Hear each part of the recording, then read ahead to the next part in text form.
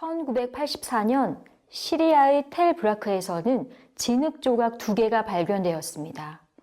보잘것없어 보이는 진흙 조각이지만 각 조각에는 의미심장한 표시가 새겨져 있었습니다. 맨 윗부분에 오목한 홈이 파여 있고요. 가운데 부분에 동물을 그려 넣었습니다. 하나는 염소로 보이고요. 다른 하나는 양으로 추측되어집니다. 고고학자들에 따르면 윗부분의 홈은 10이라는 숫자를 상징한다고 합니다. 자, 우리 인간의 역사는 이렇게 질박하기 짝이 없는 이들 진흙 조각 2개로부터 시작된다고 볼 수가 있겠습니다. 이 진흙 조각을 통해 우리는 많은 역사를 추측할 수 있으니까요. 자, 이들 진흙 조각은 단순한 진흙 조각이 아니라 인간의 역사를 담고 있습니다. 진흙 조각을 보고 있으면 아련히 누군가의 목소리가 들려오는 듯합니다. 푸르른 초원에 어느 농부가 여기 염소가 10마리 있어. 너에게 양 10마리를 빌려줄게 라고 말하는 소리가 들리는 듯합니다. 조각을 응시하는 단순한 사실만으로도 우리는 인류의 역사가 시작되던 때의 기억을 연장할 수 있고요. 또 당시 어느 사상가의 사고가 멈춘 한참 뒤에도 그 사상을 그대로 보존할 수 있게 되고요.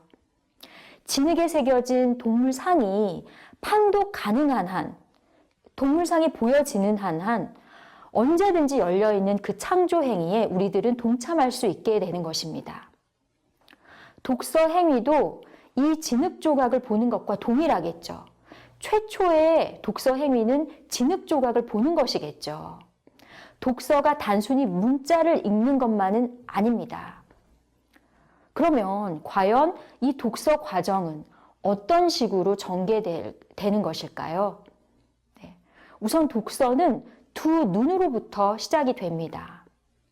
고대 로마의 정치가이자 웅변가인 키케로는 텍스트를 단순히 듣기만 할 때보다는 두 눈으로 볼 때 더 명확히 기억 속에 남는다는 사실을 강조하면서 인간의 감각 중에서 가장 예민한 것은 시각이라고 했습니다. 성 아우구스티누스도 이 두 눈을 세계로 들어가는 출입구라고 극찬을 했고요. 또 토마스 아퀴나스도 시력을 지식을 획득하는 감각 중에서 가장 위대한 것이라고 극찬을 했습니다. 자, 기원전 5세기에 고대 그리스 철학자 엠페도클레스는 눈을 여신 아프로디테에게서 비롯된 것으로 묘사를 했는데요. 이 여신은 양피지와 우아한 의상 밑에 불을 가둬두고요. 양피지와 옷 주변으로 깊은 물이 흐르도록 하고 불꽃심만 표면에 나오게 한 것으로 전해집니다. 그 후 1세기가 지난 뒤에 에피크로스는 이 불꽃을 우리의 두 눈과 마음 속으로 들어가는 원자들의 얇은 막이라고 상상을 했고요. 에피크로스와 동시대인이죠. 수학자 유클리드는 이와 상반되는 이론을 제안했습니다. 즉, 관찰자의 두 눈의 관찰 대상을 이해할 수 있도록 빛이 나온다는 주장을 한 것이죠.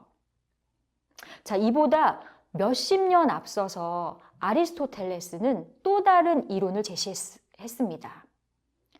아리스토텔레스에 따르면 인간의 눈은 마치 카멜레온과 같아서 관찰 대상의 다양한 형태와 색깔을 받아들인다고 합니다.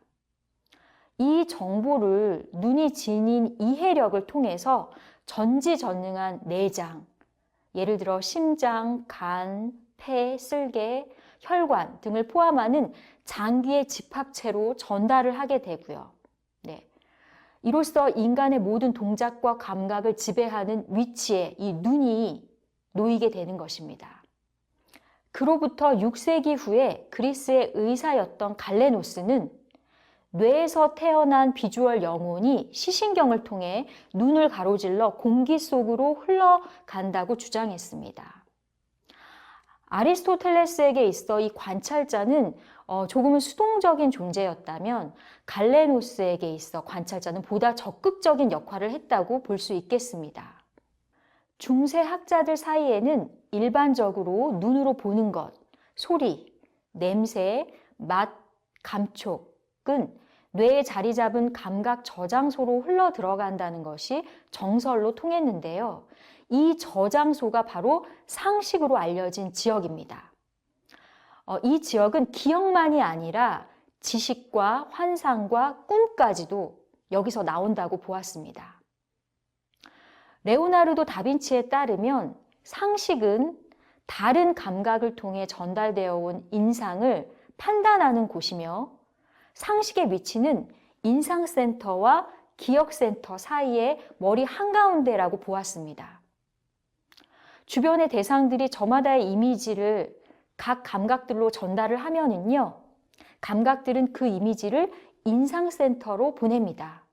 그러면 인상센터에서는 그 이미지를 다시 상식으로 보내고 그 상식에서 이미지들은 대상의 중요도와 세력에 따라 정도의 차이를 보이며 기억에 각인되는 것입니다. 이런 과정을 거쳐서 검정색 글자, 이 문자를 보는 행위가 지식의 황금으로 탈바꿈하게 되는 것입니다. 매우 신비스러운 과정이죠. 11세기 이집트에서 나일강의 홍수를 조절하는 방법을 연구했던 알하이삼이라는 학자가 있는데요. 이 학자도 시력에 관해서 굉장히 많은 연구를 했습니다. 알하이삼은 순수 감각과 지각을 보다 철저하게 구분했습니다. 순수 감각은 무의식적이거나 부득이한 것이고 지각은 인식이라는 자발적인 행위를 요구하는 것으로 보았습니다. 자, 알하이삼의 논거는 굉장히 중요한데요. 지각 행위에서 역사상 처음으로 보는 행위와 해독하거나 읽는 것으로 나아가는 의식적인 행위의 일면을 식별해냈다는 점에서 그 의의를 찾아볼 수가 있겠습니다. 자, 문자를 이해하는 행위는 시각과 지각만이 아니라 추론, 판단, 인식, 지식, 경험, 실습까지 개입되는 종합적인 과정입니다. 성공적인 독서 행위를 위해서는 수백 가지의 다양한 기술을 조화시키는 일이 필요합니다. 이러한 기술만이 아니라 시간이라든가 장소, 그리고 독서 행위가 수행되는 진흙 조각이라든가 두루마리 형식, 책장, 스크린, 이러한 것들도 독서 행위에 크게 영향을 미치게 됩니다. 1980년대 브라질에서 일하던 루크루 교수는 알하이삼과 의견을 같이 하면서 읽기 행위가 적어도 2개 이상의 단계를 수반한다고 결론 지었습니다. 단어를 보는 행위, 그리고 이미 터득한 정보에 따라 그 단어를 숙고하는 행위로 나눠볼 수 있다는 것입니다. 자, 우리가 독서를 할 때 독서가는 텍스트를 따라가면서 이미 알고 있는 텍스트의 취지, 사회적인 합의, 축적된 독서량, 개인적인 경험과 개인적인 취향 등으로 복잡하게 뒤얽힌 방법으로 텍스트의 의미를 심도 있게 파악하게 됩니다. 독서는 텍스트를 구성하는 단어들의 철자 아니면 빈 공간을 이해하는 단서에 그치지 않습니다.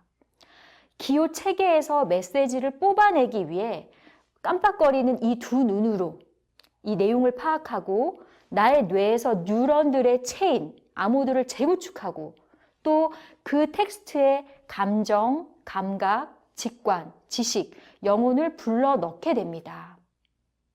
자, 독서가의 역할은 알하이삼의 유려한 표현을 빌려서 말해본다면 단서와 암시를 통해 그리 완곡하게 말하는 것들을 눈에 보이도록 드러내는 것입니다. 자, 여러분도 훌륭한 독서가로서 복잡하고 체계적인 독서 과정을 통해서 그리 말하고자 하는 것을 잘 드러낼 수 있어야겠습니다.